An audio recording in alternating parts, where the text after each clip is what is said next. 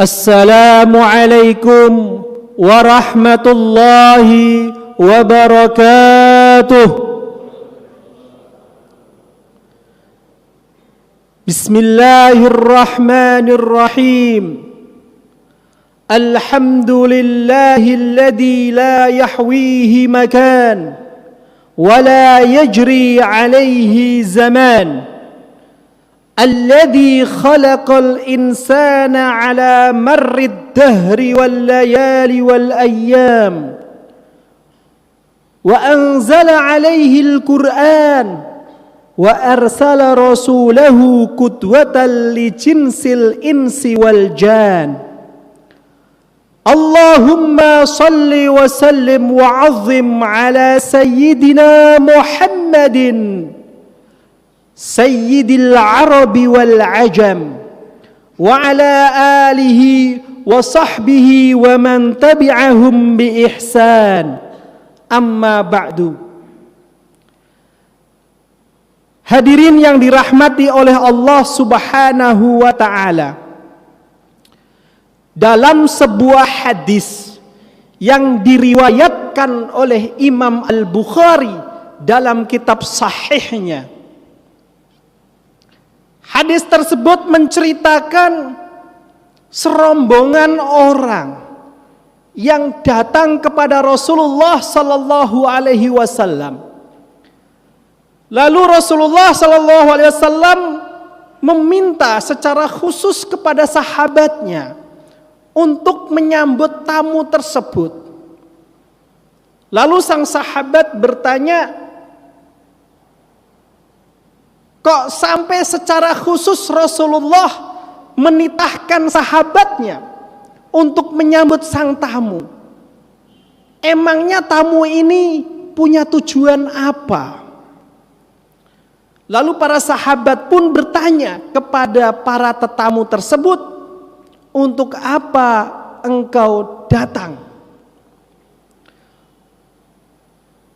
Lalu tamu tersebut menjawab, linatafaqqah fiddin. Kami belajar khusus untuk mengaji, untuk sebuah pengetahuan agama. Lalu sahabat makin penasaran, pengetahuan agama apakah kok sampai Rasulullah secara khusus minta sahabat menyambutnya? Kenapa? Karena para sahabat yang lain juga datang kepada Rasulullah untuk mengaji, sama. Tapi khusus untuk mereka, kenapa ada sambutan khusus? Tanpa bertanya panjang lebar, akhirnya para sahabat pun mempersilahkan tetamu itu untuk menghadap Rasulullah sallallahu alaihi wasallam. Lalu di hadapan Rasulullah sallallahu alaihi wasallam, tamu itu bertanya tentang Allah Subhanahu wa taala. Bertanya, sebelum ada sesuatu, sebelum ada ini itu, permulaannya itu pertama apa? Sebelum ada arsy, sebelum ada waktu, sebelum ada arah mata angin, sebelum ada langit, sebelum ada bumi, apa permulaan pertama itu? Lalu Rasulullah sallallahu alaihi wasallam dengan tegas menjawab, kana Allahu wa lam yakun syai'un ghairuh. Allah ada, Allah tetap ada sebelum adanya sesuatu selainnya. Sebelum ada arsy, Allah sudah ada. Sebelum ada waktu diciptakan, Allah sudah ada. Sebelum ada arah mata angin, arah atas, arah bawah, depan, belakang, samping kanan, samping kiri, itu semua makhluk sebelum itu diciptakan, Allah sudah ada tanpa arah, tanpa waktu, tanpa arsy. Begitupun pula Allah juga tetap ada tanpa waktu, tanpa tempat, tanpa arsy. Dari hadis ini, dari ilmu yang diberikan oleh Rasulullah Sallallahu Alaihi Wasallam, lahirlah ilmu-ilmu, lahirlah ilmu teologi. Lalu muncul satu teori, dikaitkan hadis ini dengan firman Allah, Allahu khaliqu kulli syai'. Allah menciptakan segala sesuatu. Segala sesuatu. Arsy ciptaan Allah, waktu ciptaan Allah, arah mata angin ciptaan Allah. Jadi di sini kullu ma syiwallah makhluk. Segala sesuatu yang selain Allah itu makhluk. Itu hukumnya hukum makhluk. Oleh karena itu lalu dijelaskan, lambat laun manusia kurang mengerti soal ini. Makhluk itu apa? Jadi cara mengenal Allah itu bukan kok memikirkan tentang Allah, tidak. Mengenal Allah itu dengan cara mengenal makhluknya, mengerti makhluknya. Makhluk itu terdiri dari dua hal. Yang pertama disebut al-a'yun, entitas. Yang kedua disebut al-a'rad, sesuatu yang nempel pada entitas itu. Yang pertama soal al-a'yun, entitas. Entitas itu ada dua. Al-ain al-muqassam, entitas yang bisa terbagi-bagi, namanya jisim.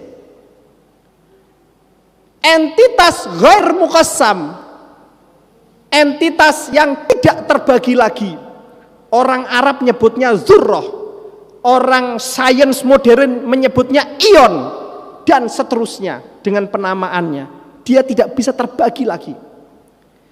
Adapun entitas yang terbagi disebut dengan jisim. Jisim ini ada dua. Ada jisim latif, ada jisim kasif. Jisim latif seperti cahaya, udara, itu latif. Itu latif. Ruh, itu latif. Terus ada jisim kasif. Seperti apa? Bebatuan, pepohonan yang bisa kita pegang. Itu semua namanya a'yun, entitas makhluk. Lalu ada yang disebut al-a'rad, sesuatu yang nempel pada entitas itu. Seperti apa? Warna putih nggak bisa berdiri sendiri kalau tidak nempel dengan benda. Warna, pergerakan, naik, turun, perubahan, tua, muda, terus tua, dan seterusnya. Itu perubahan-perubahan itu namanya a'rad. A'rad. Pergerakan-pergerakan itu a'rad. Nah, jadi ini semua sifat makhluk. Maka selain daripada ini yang tidak boleh disifati semacam ini, itulah Allah Ta'ala. Allah bukan makhluk. Allah tidak sama dengan makhluknya. Allah tidak serupa dengan makhluknya. Secara tegas Allah berfirman, laisa kamitslihi syai'. Allah tidak serupa dengan apapun makhluknya. Ghaniyun 'anil 'alamin. Allah tidak butuh dengan makhluknya. Lam yakun lahu kufuwan ahad. Tak ada seorang pun, tak ada makhluk pun yang sama dengan Allah Ta'ala. Tak ada.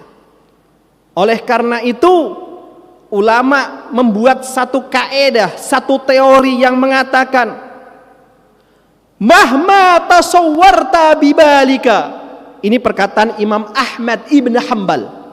Mahma tasawwarta bibalika apapun yang terbersit dalam hati dan pikiranmu tentang Tuhan, fallahu la yushbihu dzalik. Allah sama sekali tidak serupa dengan apa yang ada di pikiran dan hatimu. Lalu Imam At-Tahawi juga menyatakan, wa man wasafallahu bima'nan min ma'anil bashar faqad kafar.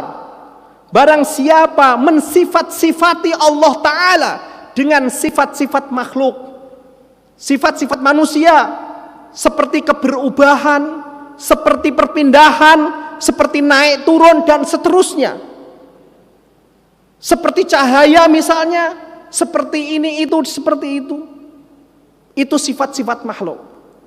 Maka orang yang mensifati Allah dengan sifat-sifat makhluk, sungguh ia tidak mengenal Allah, sungguh ia belum dianggap beriman kepada Allah.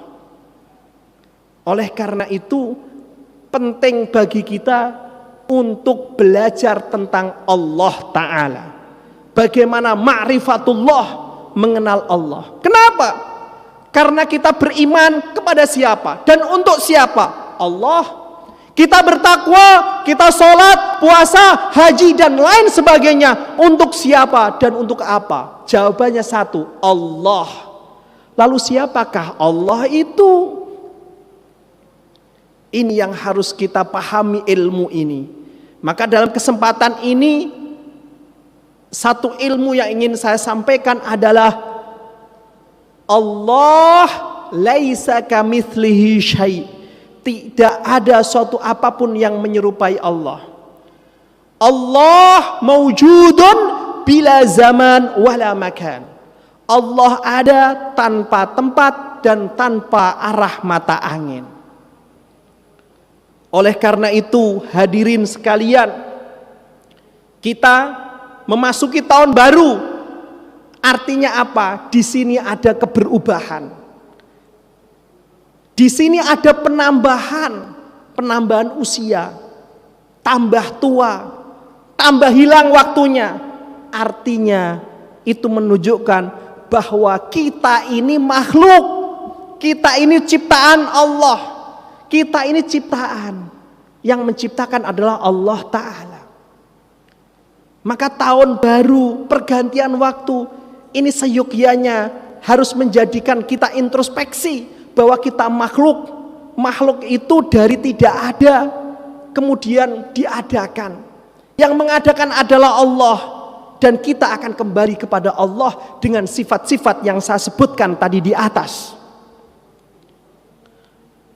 Oleh karena itu, Allah Subhanahu wa ta'ala dalam surah Al-Asr, surah dengan nama masa atau waktu.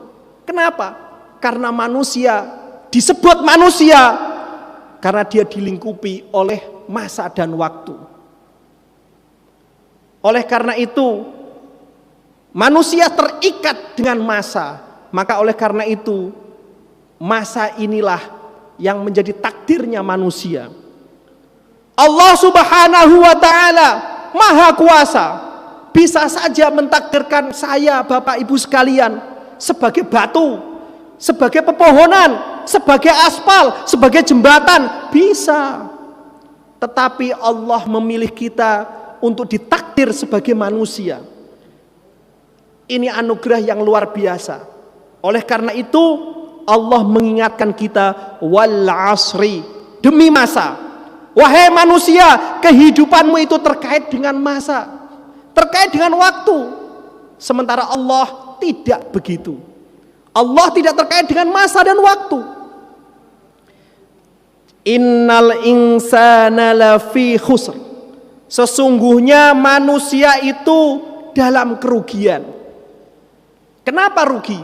Iya, karena yang namanya masa itu berjalan lurus, berjalan terus, tidak pernah bisa kembali.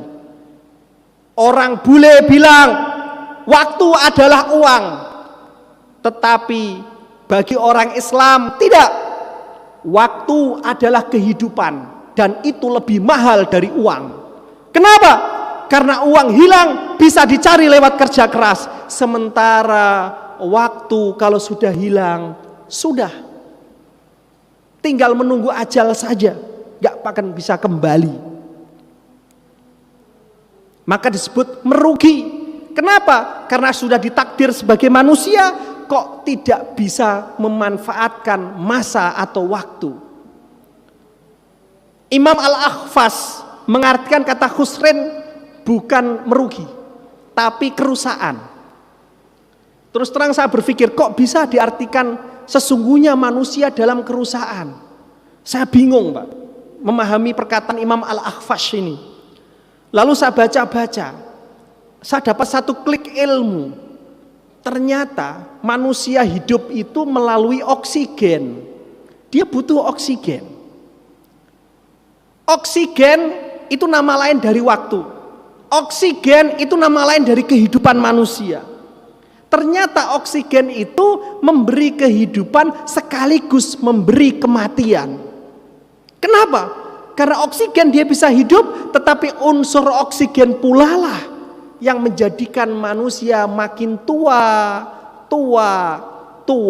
dan terkikis oleh usia. Kenapa? Oksigen itu.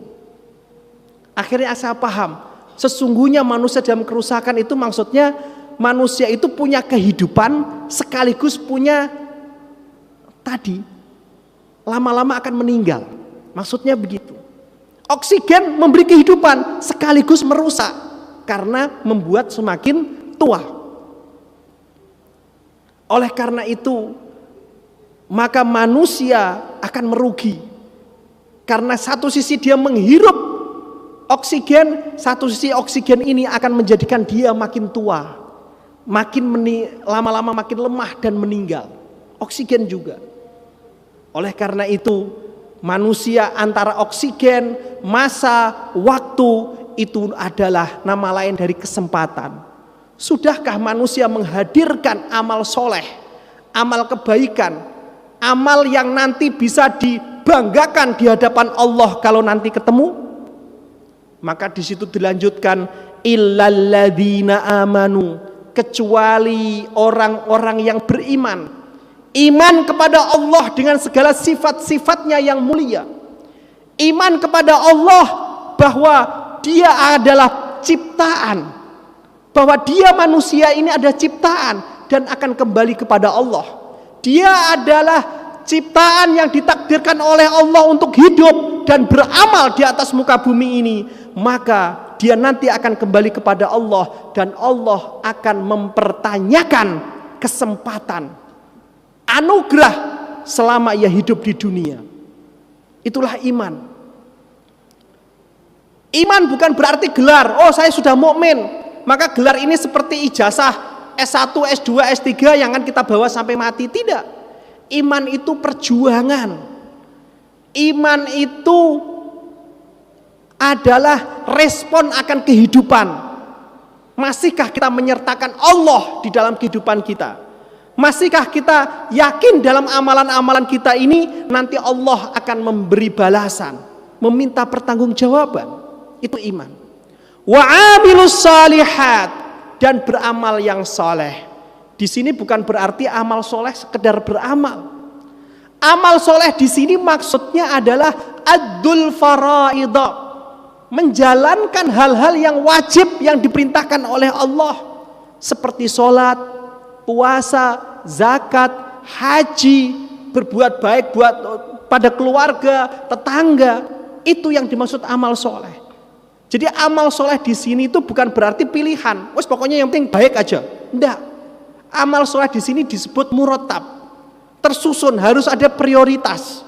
Prioritas yang paling utama adalah menegakkan kewajiban, menegakkan hal-hal yang wajib yang diperintahkan oleh Allah. Misalnya sholat. Hitung Bapak Ibu sekalian, saat balik sampai umur sekarang, tuntaskah 5 waktu kita? Ataukah ada masa-masa sebulan, 2 bulan, atau bahkan setahun sholat yang kita tinggal? Kalau ternyata masih ada, maka wajib hukumnya kita bayar, mengkodoknya. Seberapa banyak Ustadz? Seingatnya. seyakin diri bapak ibu. Dulu hilangnya berapa rakaat yang sholat? Hilangnya berapa? Seingatnya, seyakinnya. Karena Allah akan berbicara pada hati nurani kita. Itu dibayar. Puasa juga sama. Dulu dari sejak balik sampai sekarang, adakah puasa-puasa yang bolong? Segera dibayar, diqodho. Dan itu wajib. Fadainullah ahaqqu ayyuqdo. Demikian kata Rasulullah SAW. Hutang kepada Allah wajib untuk ditunaikan. Zakat coba dihitung-hitung, ada enggak hak-hak mereka yang tidak beruntung, hak-hak fakir miskin yang nempel di harta kita? Tanya Ustadz, gimana Ustadz ngitungnya? Nanti akan dibantu. Itu wajib ditunaikan. Ini yang disebut amal soleh. Ini kalau sudah tuntas, baru yang lainnya. Kepada keluarga, tetangga, dan amal-amal soleh sunnah yang lainnya. Tapi yang disebut amilus sholihat di sini itu artinya yang prioritas adalah hal-hal yang wajib, yang diberi kewajiban kepada kita manusia, yang dibebankan pada kita. Watawasau bil haqqi. Watawasau ini diartikan oleh ulama watahabbu bil haqqi. Artinya adalah saling kasih mengasihi. Saling kasih mengasihi. Kalau orang sudah cinta, kalau orang sudah mengasihi, maka bentuk wasiat, bentuk nasihat, bentuk peringatan itu tidak mesti berupa verbal. Tidak mesti. Bisa melalui tindakan, bisa melalui bantuan dan lain sebagainya. Bil haqqi di sini bukan berarti kebenaran. Bil haqqi di sini artinya Al-Qur'an dan As-Sunnah. Jadi segala hal yang kita lakukan, segala perkara yang kita lakukan yang dapat tuntunan dari Al-Qur'an dan Sunnah, yang tidak melawan Qur'an dan Sunnah, itu maksud al-haq di sini. Bukan berarti al-haq itu artinya kebenaran, kebenaran versi Anda, kebenaran versi ini, versi itu.